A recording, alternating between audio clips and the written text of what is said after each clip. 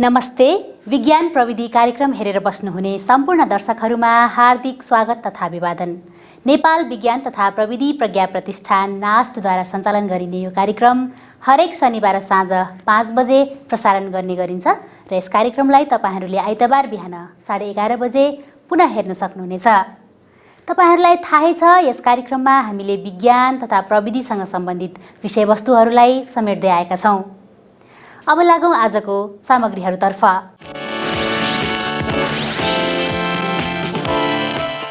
हालको विश्वव्यापी कोभिड-19 महामारीबाट जुझ्न नास्टले विभिन्न अनुसन्धानात्मक कार्यहरू गर्दैछ। सोही क्रममा नास्टले एक मानव रोबोट यन्त्रिकाको निर्माण गरेको छ। यो कस्तो रोबोट हो त? यसका विशेषताहरू के छन्?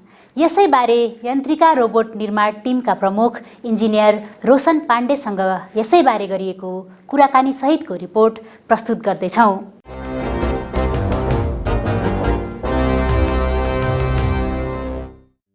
हाम्रो मुलुकमा विद्यमान समस्याहरूको समाधान विज्ञान प्रविधि तथा नवप्रवर्तनबाट नै सम्भव छ भन्ने कुरामा कसैको पनि दुईमत नहोला।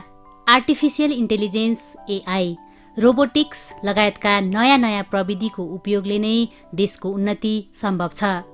कृत्रिम इन्टेलिजेन्स भनेको अर्थ के भयो भने त्यसलाई चाहिँ हामीले इन्टेलिजेन्स गरायौँ कि अरू केही मेथडबाट इन्टेलिजेन्स गरायौँ त्यो मेसिन। आखिर त्यो त मेसिनै हो। अनि त्यो मेसिनलाई इन्टेलिजेन्स गराउन के गर्नु पर्यो भने हामीले लर्निङ गराउनु पर्यो, उसलाई सिकाउनु पर्यो। अनि त्यो लर्निङ गराउनलाई के भन्छ? फेरि मेसिन लर्निङ भन्छ। अब त्यो मेसिन लर्निङ कसरी गर्छौँ भने हामीले जस्तो तपाईँलाई चिन्नु पर्यो अरे, तपाईँलाई चिन्नु पर्यो भने के गर्छ? तपाईँको इमेज हामीले पहिले राख्छौँ त्यसमा। जस्तो एटेन्डेन्स सिस्टममा अहिले तपाईँले देखिराख्नु भएको छ, वर्ल्डभरि नै नेपालमा पनि युज भइरहेको छ। तपाईँको फोटो पहिले हुन्छ, तपाईँ गइसकेपछि फेस डिटेक्ट गर्छ र तपाईँलाई चाहिँ नि एटेन्डेन्स भएको तपाईँको जानकारी दिन्छ, थ्याङ्क यू भनेर जान्छ। अनि त्यो किसिमको सिस्टम भनेकै एक किसिमको मेसिन लर्निङै हो। तपाईँले पहिले इमेज राख्नुहुन्छ, तपाईँलाई चिनेर। एआई भन्नाले मानव शरीरले नभई कुनै पनि मेसिन वा उपकरणले देखाउने विज्ञता भन्ने बुझिन्छ भने रोबोट भन्नाले मेसिन अर्थात् इलेक्ट्रोनिक मेकानिकल कम्पोनेन्ट भन्ने बुझिन्छ, जसले थोरै प्रयासमा अराइएको धेरै कार्य सम्पादन गर्न सक्दछ। नेपालमा रोबोटिक्स चाहिँ नि धेरै क्षेत्रहरूमा प्रयोगमा आएको छ। जस्तो मेडिकल सेक्टर भयो, त्यस्तै गरेर इन्डस्ट्रियल सेक्टर, त्यस्तै गरेर एकाडेमिक सेक्टरहरूमा पनि युज भइरहेको छ। विशेष गरी अहिले विगत 1-2 वर्षदेखि तपाईँको अलिकति इन्टरटेनमेन्ट भनौँ अथवा यो रेस्टुरेन्टहरूमा राख्ने र त्यस्तै गरेर चाहिँ अलिकति मनोरञ्जनको लागि त्यस्तै गरेर ब्याङ्कहरूले अगाडि राख्ने त्यस्तो कामहरूमा पनि युज भएको छ। तर हामीले रोबोटिक्सकै कुरा गर्ने हो भने चाहिँ नि पुरा अटोमेटिक नभइकन सेमी अटोमेटिक अथवा चाहिँ नि त्यो किसिमले चाहिँ नि अगाडि बढेको अवस्था छ। र अहिले नै हामीले ठ्याक्कै नेपालकै परिस्थितिमा हेर्नु पर्दाखेरि चाहिँ नि कम स्रोत साधनले गर्दाखेरि पनि वा चाहिँ नि भनौँ नेपालको हरेक सेक्टरको आफ्नो इकोनोमिकल भाइबिलिटी र त्यहाँको चाहिँ नि क्षमताले क्यापेसिटीको आधारमा हेर्ने हो भने रोबोटिक्सको आस्तरी डेभलपमेन्ट हुँदै गएकै छ। रोबोटहरू मुख्यतया स्वचालित वा अर्धस्वचालित हुन्छन्। हाल विश्वव्यापी महामारीका रूपमा फैलिरहेको कोभिड-19 प्रकोपबाट नेपाल पनि अछुतो छैन। हालको यस महामारीबाट जुझ्न नास्टले कोभिड-19 प्रतिरोधी प्रविधि विकास लगायतका विभिन्न अनुसन्धानात्मक कार्यहरू गर्दै आएको छ। सोही अनुरूप नास्टले आगन्तुक सत्कार रोबोटको निर्माण गरेको छ। उक्त रोबोटको औपचारिक उद्घाटन यही कार्तिक 3 गते गरिएको थियो। हाम्रो भाइस चान्सलर सरले एउटा नास्टमा रोबोटको निर्माण तथा रोबोटको अध्ययन सुरु गर्नुपर्छ कि यसमा अनुसन्धान भन्ने कुरा गरिराख्नु भएकै थियो र त्यही विषयमा हामीले इनिसिएसन लिने नै क्रममा थियौँ। त्यही दौरान चाहिँ नि यो विश्वव्यापी महामारीको कोभिड-19 को कुरा आयो र लकडाउन पनि भयो।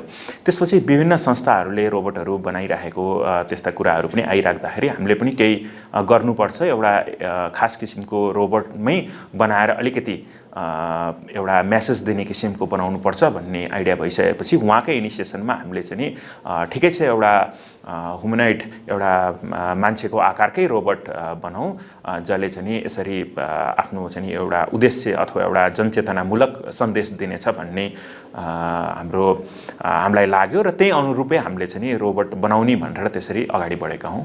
महामारीका रूपमा देखिएको कोभिड-19 को प्रभावलाई कार्यालयमा नियन्त्रण गर्ने उद्देश्यका साथ उक्त रोबोट यन्त्रिका 0.1 को निर्माण गरिएको हो।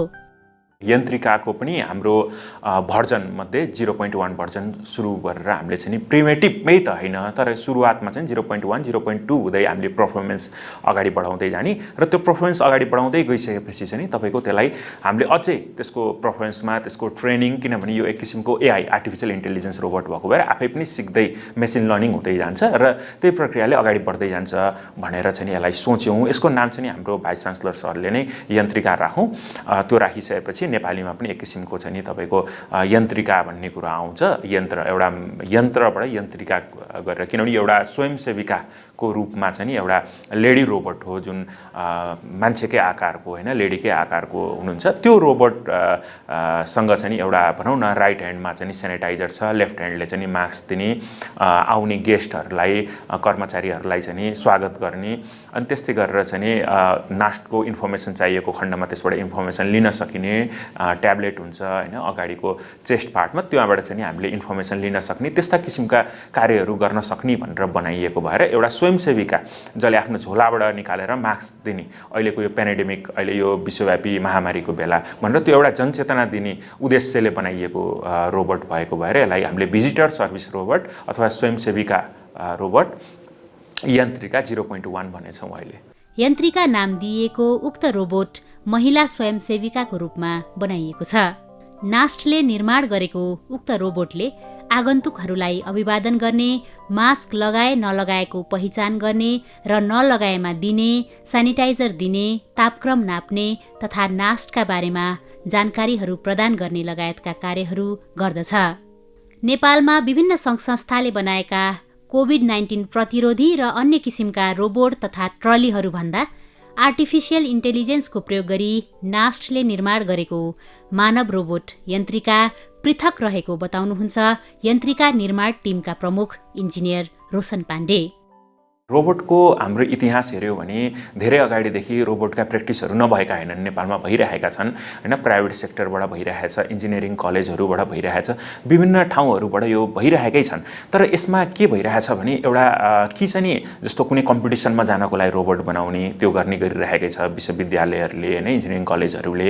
त्यसरी एउटा कम्पिटिसनमा एउटा कल्चर एउटा क्रिएट गर्नको लागि कम्पिटिसनको लागि विद्यार्थीलाई सिकाउनु त्यो किसिमले भइरहेछ। अर्कोतिर के छ भने अहिले भर्खरै ग्रोइङ इन्डस्ट्री पनि सुरु भइरहेछ एक दुईवटा जसले चाहिँ रोबोटलाई लिएर चाहिँ विभिन्न रेस्टुरेन्टहरूमा विभिन्न इन्टरटेनमेन्ट पर्पजको लागि होइन विभिन्न तपाईँको टुरिज्म सेक्टरलाई पुस गर्नको लागि त्यो किसिमले गरिरहेको स्थितिमा चाहिँ होइन रोबोट त बन्यो सबै चिज भयो, त्यसमा धेरै कुराहरू छन् बाँकी स्ट्यान्डर्डाइजेसनको कुरो होला, त्यसमा तपाईँको चाहिँ एउटा क्वालिटी एस्युरेन्सको कुरा होला। किनभने भोलि बिहान फरेन भनौँ अथवा चाहिँ तपाईँको इन्टरनेसनल लेभलले हेर्ने भनेको त त्यसको बेन्चमार्किङ के छ, नेपालको स्टेटस कहाँ छ त रोबोटिक्समा भनेर हेर्दा तिनैलाई हेर्ने हो।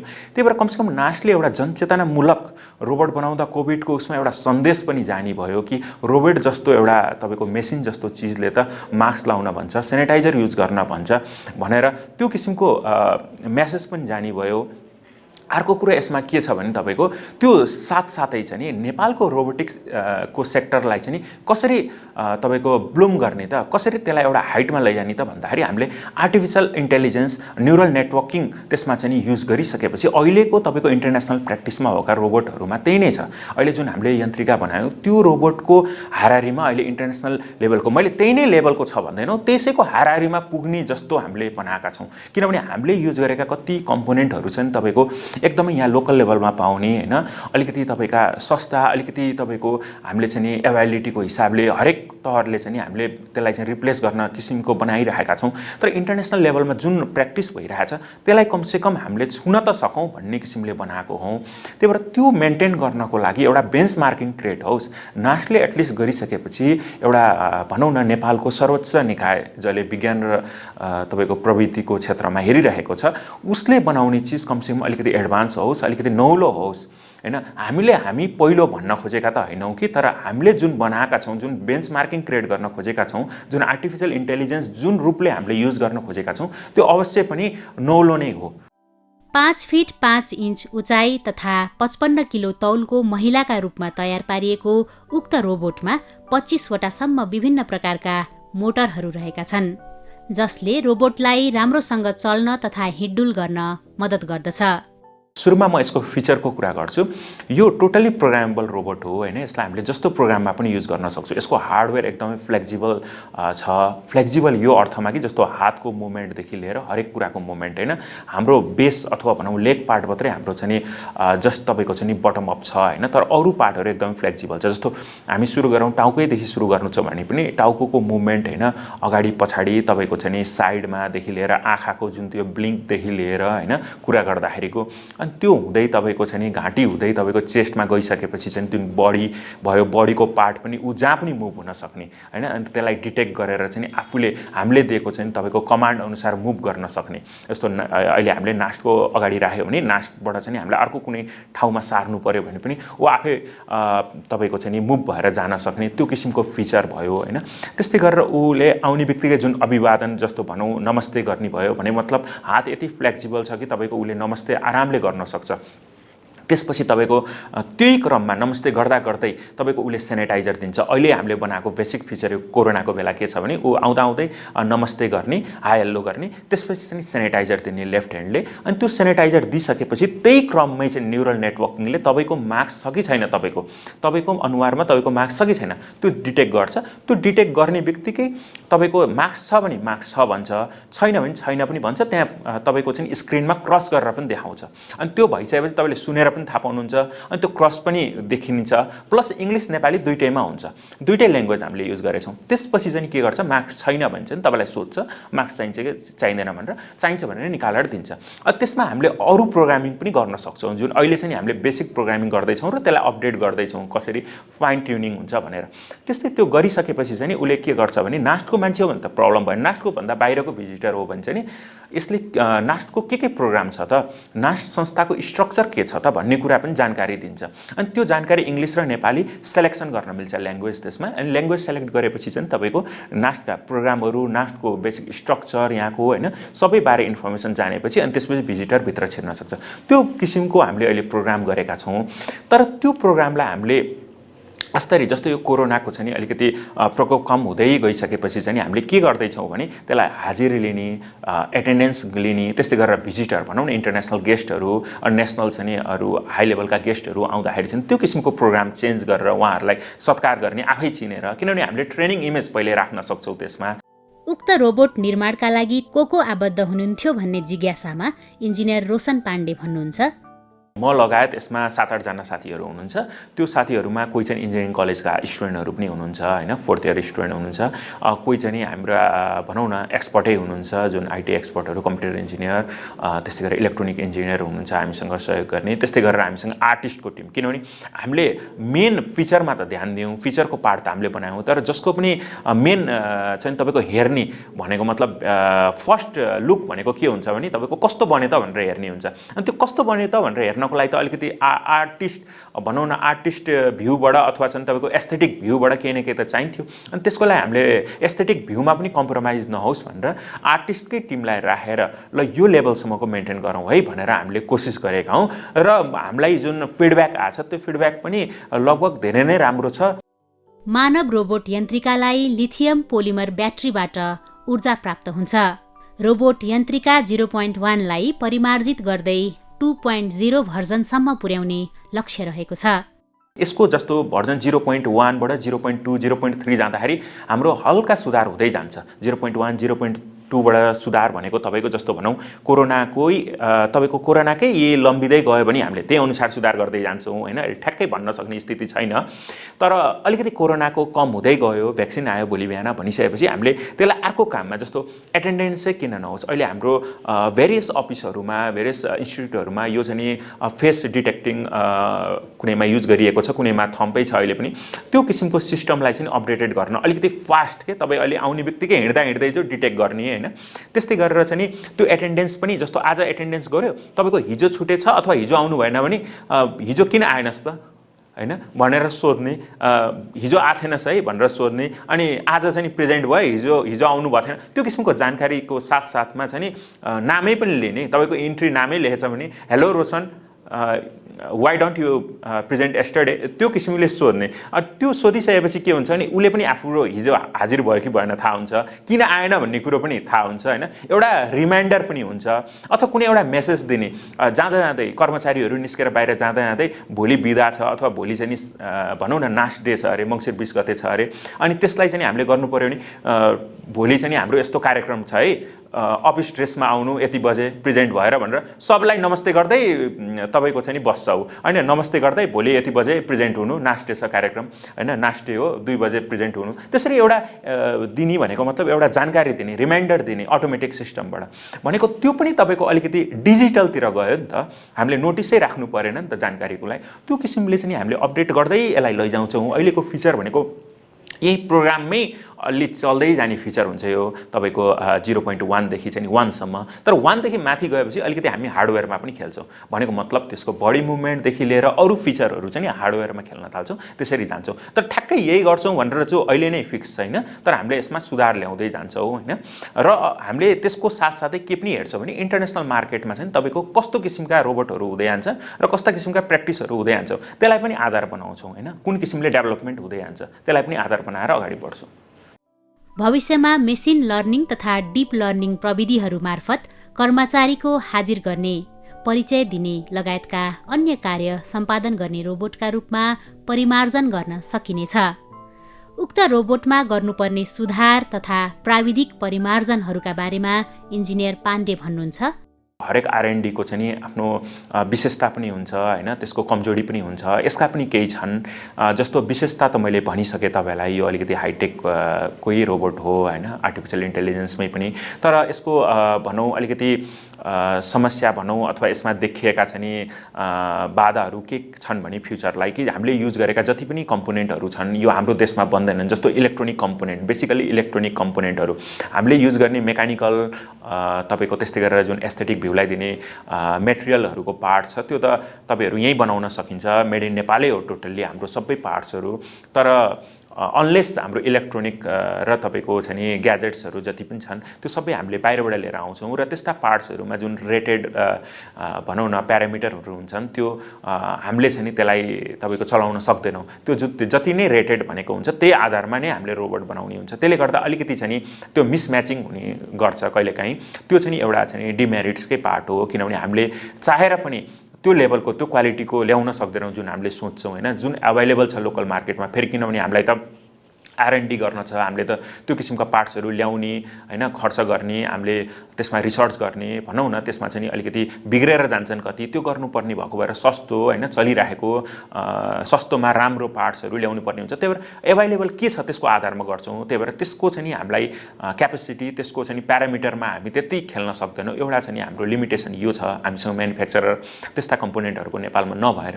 भने अर्को के छ भने अहिलेको स्थितिमा हाम्रो यो रोबोट बनाउँदाखेरि हामीले मेनली बेसिकल्ली फिचरमा ध्यान दिएछौँ। यसको अरू लुक्सहरू, अरू यसमा चाहिँ नि भनौँ न डेकोरेट गर्ने कुराहरू धेरै हुन सक्थ्यो होला, तर हामीले फिचरमा ध्यान दिएको भएर चाहिँ नि त्यसलाई पनि हामीले त्यति नहेरेको। हुन त हामीले सकेसम्म बनाएको छौँ तर त्यति नहेरिसकेको कुरो छ। अर्को भनेको यो चाहिँ नि कम्पनीको आउटलेट होइन, कम्पनीको आउटप्रडक्टको रूपमा लिनु भएन यसलाई चाहिँ R&D, शुद्ध R&D। जस्तो हामीले त्यहाँ अगाडि अहिले ढोका अगाडि मेन ढोका अगाडि राखेका छौँ, यो सर्टेन 2-3 घन्टाको लागि काम पनि गर्ने गरेछ त्यो रोबोटले भने हामीले 1-2 घन्टाको लागि त्यसलाई चाहिँ नि भनौँ न पर्फर्मेन्स इन्हान्स गर्नको लागि चाहिँ नि अलग्गै लिएर गएर गर्छौँ, टेस्टिङ गरिराख्छौँ, त्यसमा प्र्याक्टिस गरिराख्छौँ। त्यही भएर त्यसलाई R&D को रूपमा लिनु पर्यो, कुनै एउटा कम्पनीको कुनै एउटा फ्याक्ट्रीको आउटलेटको रूपमा लिनु भएन यस्ता किसिमका रिसर्चहरूलाई। र रिसर्च भनेको यसरी नै हो, यसरी नै आस्ते अगाडि बढ्दै जाने हो होइन। त्यो भएको भएर यसका डिमेरिट्सहरू भन्नाले यही नै हुन्। महामारीका बेला मात्र नभई कृषि क्षेत्रलाई आधुनिकीकरण गर्न, प्राकृतिक प्रकोपहरूका बेला अध्ययन अनुसन्धान, मनोरञ्जन आदि विभिन्न क्षेत्रमा मानव निर्मित रोबोटहरूले महत्त्वपूर्ण भूमिका निर्वाह गर्न सक्ने भएकाले यस्ता प्रविधिबारे धेरैभन्दा धेरै अध्ययन अनुसन्धान तथा यसको निरन्तरताका लागि शुभकामना।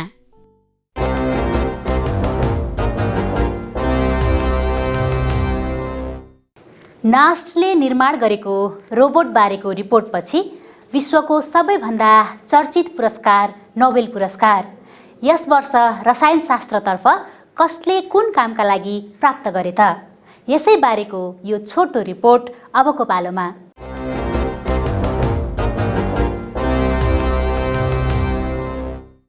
नोबेल पुरस्कारलाई विश्वकै सबैभन्दा सम्मानित पुरस्कारको रूपमा लिइन्छ। नोबेल पुरस्कारका संस्थापक चर्चित स्विडिश रसायनशास्त्री अल्फ्रेड बर्नहार्ड नोबेल डायनामाइटका आविष्कारक पनि हुन्। सन् 1900 अल्फ्रेड नोबेलले स्थापना गरेको नोबेल पुरस्कार विभिन्न विधाहरू चिकित्साशास्त्र, भौतिकशास्त्र, रसायनशास्त्र, साहित्य, अर्थशास्त्र र शान्तिका लागि प्रदान गर्ने गरिन्छ। ती पुरस्कारहरू सन् 1901 देखि प्रदान गर्न थालिएको हो। प्रत्येक वर्ष प्रदान गरिने नोबेल पुरस्कार यस वर्ष सन् 2020 का लागि पनि घोषणा भइसकेको छ। यस वर्षका लागि रसायनशास्त्रतर्फको पुरस्कार कसले र कुन कामका लागि पाए त? यस वर्ष रसायनशास्त्रतर्फको नोबेल पुरस्कार 2 जना महिला वैज्ञानिकहरूलाई प्रदान गर्ने निर्णय रोयल स्विडिश एकाडेमी अफ साइन्सेसले गरेको हो। जिनोम सम्पादन अर्थात् जिनोम एडिटिङ प्रविधिको विकास गर्ने वैज्ञानिकद्वय इमानुएल सार्पेन्टियर र जेनिफर ए डाउडनालाई सन् 2020 को नोबेल पुरस्कार प्रदान गरिने भएको छ। नोबेल पुरस्कारका अनुसार जिन परिवर्तन गर्न सकिने क्रिस्पर-कास9 विधिको विकास गरे बापत उनीहरूलाई पुरस्कृत गरिएको हो। यो प्रविधि मार्फत आनुवंशिक परिवर्तन गर्न सकिन्छ। क्रिस्पर-कास9 विधि अन्तर्गत एउटा स्ट्रान्डेड डीएनए को त्यान्द्रोमा अर्को जिन मिसाएर परिवर्तन गर्ने गरिन्छ। जहाँ डीएनए अर्थात् डिअक्सिराइबो न्युक्लिक एसिडको कुनै एक भाग काटेर त्यसलाई परिवर्तन गरी वंशानुगत रोग रोक्न सकिने उनीहरूको भनाइ रहेको छ। यी 2 वैज्ञानिकहरूले सन् 2012 मा विकास गरेका जिन सम्पादन सम्बन्धी विधि वनस्पति एवं अन्नबाली नष्ट गर्ने शत्रु किराहरूमा प्रयोग गरिँदै आएको छ। क्यान्सर रोगको अनुसन्धानमा समेत प्रयोग भएको यो प्रविधि हाल अन्तिम परीक्षणका रूपमा रहेको जानकारी छ। यस प्रविधिको प्रयोगबाट अनुसन्धानकर्ताहरूले अत्यधिक शुद्धताका साथ जनावर, बोटबिरुवा तथा सूक्ष्मजीवहरूको डीएनए परिवर्तन गर्न सक्नेछन्। सन् 1968 मा फ्रान्समा जन्मेकी इमानुएल सार्पेन्टियरले सन् 1995 मा इन्स्टिच्युट पास्चर पेरिस फ्रान्सबाट विद्यावारिधि गरेकी थिइन् र हाल उनी जर्मनी स्थित Max Planck unit for science of प्याथोजिन्समा कार्यरत छिन्। त्यसैगरी सन् 1964 मा वाशिंटन डीसी अमेरिकामा जन्मेकी जेनिफर डाउडनाले सन् 1989 मा हार्वर्ड मेडिकल स्कुल बोस्टन अमेरिकाबाट विद्यावारिधि प्राप्त गरिन्।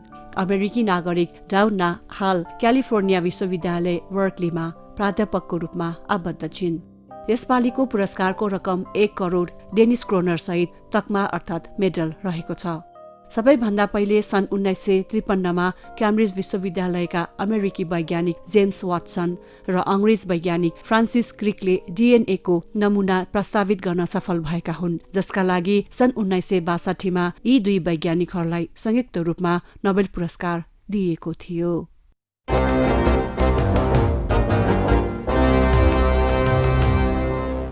तपाईहरूलाई आजको कार्यक्रम कस्तो लाग्यो? आफ्ना सुझाव तथा प्रतिक्रियाहरू हामीलाई अवश्य पठाउनुहोला।